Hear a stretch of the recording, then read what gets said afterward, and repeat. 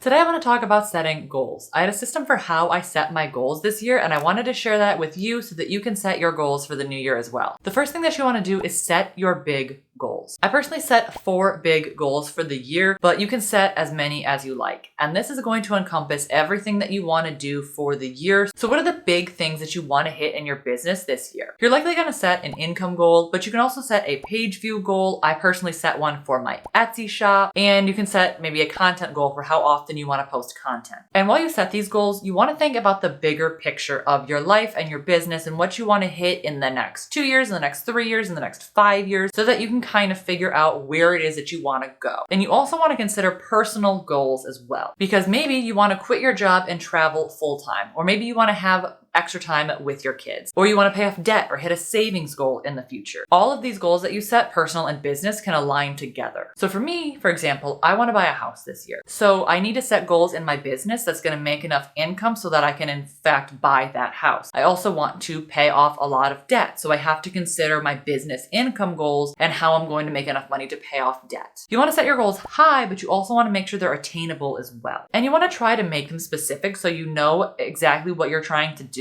and it's going to make it easier to break it down later. So you can start with, for your big goal, pay off debt, but eventually you want to break that down into exactly how much debt you want to pay off. But if you're really lost and you have no idea where to start, a good place to start thinking about goals is to take out a journal and write down what your perfect day would be in the future. This is a good exercise to kind of get your thoughts down on the page and think about what habits do you have? Where are you in your life? What goals are you hitting in your business? What type of person do you want to be in the future? It's okay to dream big in this scenario and think about money as if it was no object, because that is really going to help you figure out where you want to go in life, and then you can set your goals to accordingly hit those things that you want to get in the future. And you want to try to get as specific as possible with the details so that you know exactly where it is that you want to go. So if you want a new car, what type of car do you want? What color car do you want even? What type of house do you want to be in? How many bedrooms does it have? What habits do you have? What type of job are you working in the future? Or what business goals are you hitting? Don't be afraid to get specific. I did this for myself. You can also consider it to be manifesting if you're interested in manifesting or scripting, and it really helped me figure out what my big goals are for the year. The next thing you can do is set a word for the year. This is something that I've done for the past 2 years, and I find that it's helpful to figure out your focus for the entire year. Think about what you really want to accomplish and then come up with a word to describe it. It's almost like your theme for the year. Now this year I couldn't just come up with one word, so I ended up coming up with a phrase, but there really is no rules when it comes to this stuff, so you can kind of figure out what works best for you. So my personal word was listen and let go, and my business word was grow. And you can come up with one word that is going to encompass everything, but my personal goals, my business goals are a lot different this year, so I ended up just coming up with both. And then the next thing that you want to do is find a method to organize your goals. So I started out writing my goals on just a piece of paper and really just figuring out whatever random goals that I came up with, throwing them down on the paper and seeing what worked out and what wasn't going to work out. And then once you're done with that kind of brain dump, then you can actually start to organize them and come up with a plan. And you want to make sure that you're going to keep your goals in some place that you are going to see often, because you want to be constantly reminded of those goals so that you know what you're going to hit. Some people like to do a vision board. I personally do one every single year. It's always hanging up right here in my office. You can actually see it in the background there. But I like to have written goals on top of visual goals. So I have my goals written down in my bullet journal, and I also have them on my computer because those are the 2 places that I see the most often. But Trello is the most organized thing that I have, so let me show you that right now. And now I've showed this off on the channel before, but I think this is so helpful that I want to show it off again. I currently have my Trello board opening up as the very first thing when I open up Google Chrome. And this is super easy to customize. All you have to do is go to settings and then go to on startup. And then once you create your Trello board, you just have to copy and paste the link, and then you put it right here, and then that is the first thing that is going to open up so that you kind of always see it. It's going to be the first thing you see when you open up Google, so you'll always remember your goals. Now I got this idea from a blog post, so I'm going to link that blog post down below in the description if you guys want to see her version of it, but this is kind of my version of what she did. So I have over here to start my 1 a day list. I decided that I was going to put my personal word of the year and my business word of the year just kind of on top there so I always saw them. But then I have this idea, this concept of a one a day. And I got this from a book called Embrace Your Almost. I'm going to link it down below in the description. It was a really, really good book. I just finished it. Highly recommend it if you like personal development, growth, anything like that. But she has this concept of talking about, she just went through a bunch of hard stuff and she found it difficult to kind of get going again. So she decided she was going to do one thing a day. And you can apply that in your business. If you have a big business goal that is really overwhelming to get to and you're not sure how you're going to do it because there's just so many steps, break it down into one thing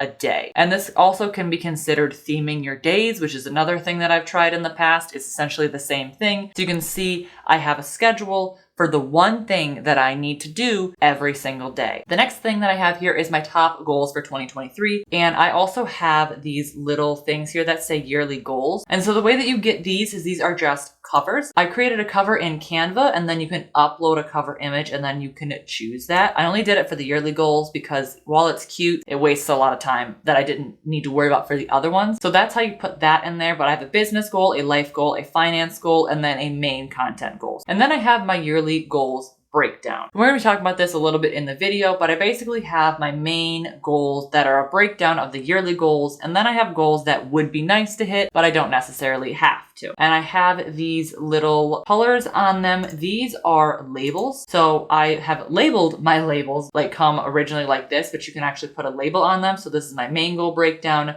when goals are done, Q1, and main goals. And if you want to get these little designs right here, it is in colorblind friendly mode. I'm not personally colorblind, but I thought the designs were cute, so I put on colorblind mode just so you can get those little bit of designs. And the way that I did this one right here, this is in covers, but instead of having it like this so that it only shows up on the top here, I have it as the full thing. So it's kind of like a nice divider. And then same thing here, these right here are just covers, but they're the first option as opposed to the second one. And then over here, I have a list of accomplished goals. So I have the cover where it's the full thing as like a little breakdown so that I can have January. My main goals are over here. They have the labels that say they're done. And then down here is February. So I basically did this so that when my goals are done, I can drag them over here, see what I accomplished every single month, and it's not going to be cluttering up my January goals. So I can kind of see what I've accomplished every single month, and then all the February goals are going to go below that one, and then, you know,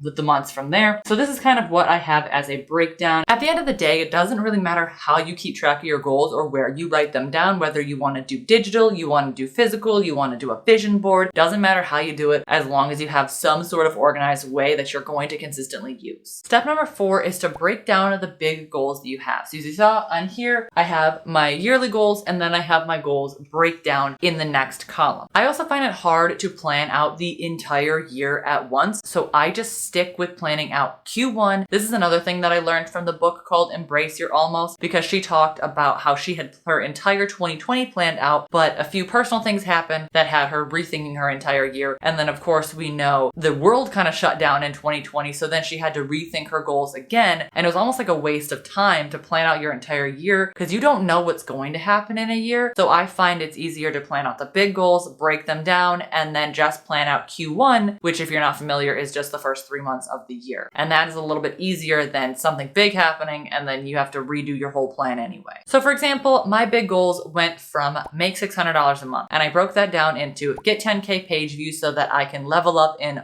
Azoa, my ad revenue, and make more ad revenue. I also want to create a consistent affiliate income. Those are all the ways that I plan to make that $600 a month. So you want to take your big goals and break them down into more manageable pieces. The next thing you can do is set some would-be nice goals. And this is something that I got from the blog post that showed me how to do this. These are goals that you could potentially hit or you want to hit, but they're not massively important for you to hit. So for example, one of my would-be nice goals is to hit 3,000 subscribers on YouTube this year. And if I look at last year, I'm on track to hit that anyway, but it's not important enough for me to put it as a massive goal. It's just something that would be nice to hit, but is not absolutely necessary. The way that I look at it is it's like smaller goals that will help you along on your journey, but it's not something that is massively important. Now, the next thing you want to do is set your Q1 goals. And as I mentioned, that is just the first 3 months of the year. So January, February, and March. That is all you need to do. I set 3 main goals for Q1, and then I set a few smaller ones that I want to hit as well. And the 3 main ones that I set are a breakdown of my bigger goals. So one of my big goals was was to have a successful Etsy shop. My breakdown for the 3 months was to just add 6 products to my Etsy shop. And my other big goal is to pay off a lot of debt, so I want to pay off $300 off my credit card in the next 3 months. So that is one of the ways that you can make your goals more